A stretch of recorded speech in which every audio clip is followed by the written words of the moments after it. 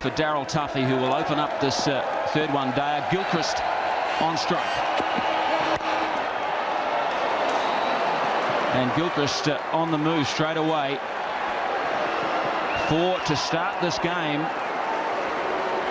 Tuffy has struggled against Australia in 6 ODIs. He goes for 6.5 and over, and already he's gone for 4 on the first ball.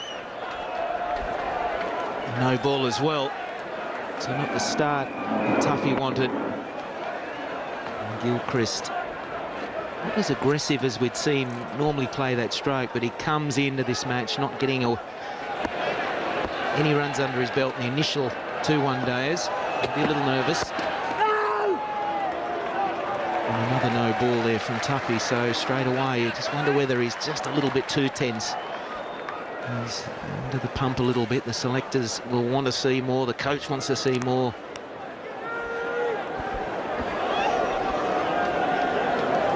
.35 the average for Gilchrist, similar to that of Nathan Astle. Strike rate is right up there though, 94 10/100ths. Off to a good start, Adam Gilchrist, the best striker in the world. Wait there, no. That's Hamish Marshall behind point, and this is a horror start for Tuffy. 3 times he's overstepped. Hamish Marshall is behind point, James Marshall is in front in the cover position.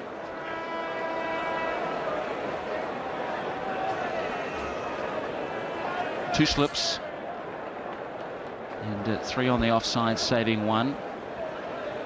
So far Australia 7 for none, and you could say without a ball being bowled. Maybe this time. No ball again. Well, I've never seen 4 in a row to start a match.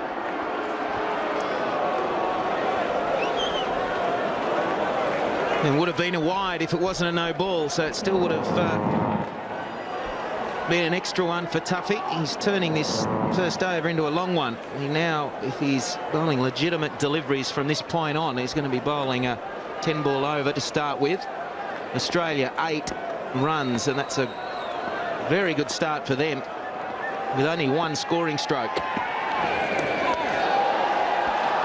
And another one. A little bit different. He doesn't overstep this time, but it's too far down the leg side. Maybe he was looking for another squeeze dismissal. This is how Gilchrist got out in Christchurch, the previous one-dayer. He's got a little bit of bat on it.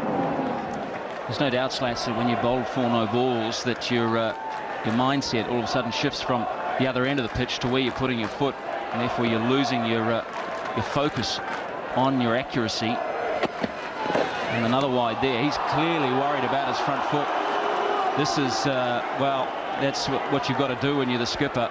You've just got to hold things down. So Fleming is going to come down and have a chat.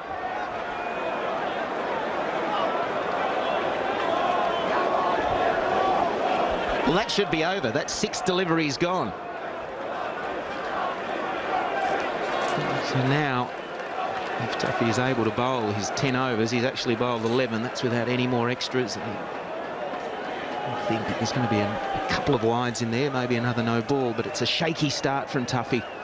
Really not the start that Fleming wanted to see from his Premier quick.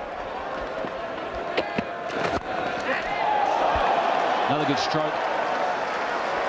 Might be chased down by McMillan. No, that's gone away for 4, and a legitimate delivery. 14 from 1 ball. Second boundary for Gilchrist. He goes to 8. Extras are already 6. It's 14 for none.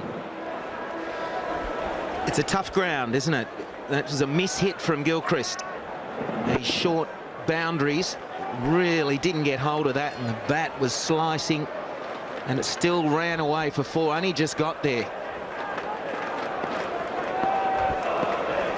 Fleming's changed the field, slip out, short cover in. That'll be wide.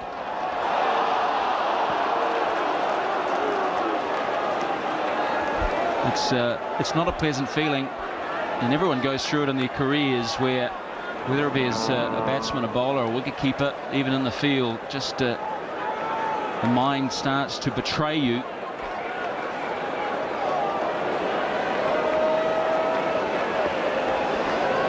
Yeah, you've got to feel sorry for him, don't you? It might sound funny for an Aussie saying that, but you've got to. He just can't get that radar right. There we go. And a big cheer, as you'd expect. That's better. That'll give him a lot of confidence. And it's not Stephen Fleming chewing his fingernails there at first slip as well. And what you've got to do is you've got to say, right, that's my start. I've got to forget about everything else and now work on this next ball and the ball after. A little bit confusing if you've just tuned in. 2 balls, 15 for no loss. And if you have just tuned in, there's been a few wides and no balls. And another one. Dear, oh dear. Well, Fleming's already once taken a bit of a stroll down to have a chat, try and settle his nerves, just give him the basics, and he's probably saying, look, just forget holding it down the seam, hold it across the seam so there's nothing through the air for you. And let's just get this over, done with. You just got to get through. It's a tough time for Tuffy, and you've got to feel sorry for him.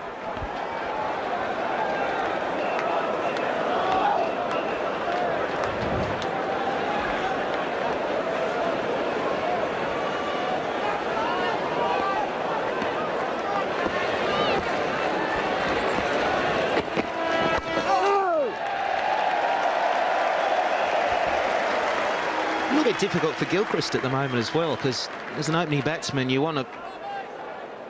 He knows basically what to expect from Tuffy. He's faced him a few times now and hasn't sort of got through the initial over or two, but with the ball coming, you know, many down the leg side, a few wides there was a wide outside the off stump, so if Tuffy can just get one right, then it might surprise Gilchrist, bring about a rash stroke.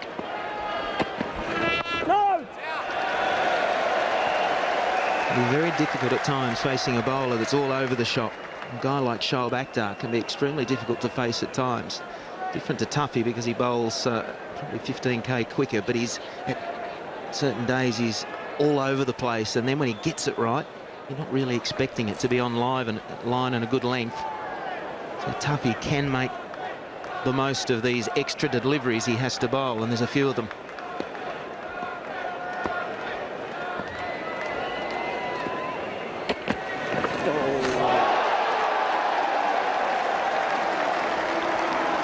Biggest chair of all, and it is deservedly so. Good delivery here, got the line and the length and a little bit of movement off the seam. You know, he's so good at bowling the first over of a test or one-day international. 14 times he's done it for New Zealand and picked up a wicket. So this is really the other extreme, and a real shock, I'm sure. Last ball of the over. And well left by Gilchrist. 16 for none, Australia.